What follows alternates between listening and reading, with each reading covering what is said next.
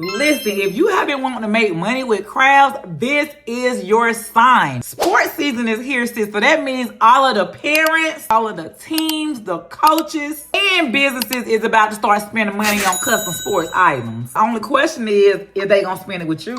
And that's exactly why I created this 5-day free Sports Crafts Challenge. Now, before you talk yourself out of it, let me stop you right there. Because guess what? No, you don't need no Cricut.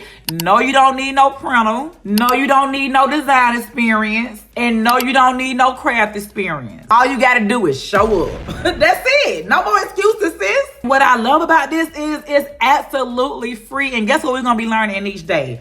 Day 1, I'm showing you guys how to design in Canva from scratch. Day 2, y'all gonna learn how to craft from scratch. Day 3, y'all gonna learn how to sell digital products from scratch.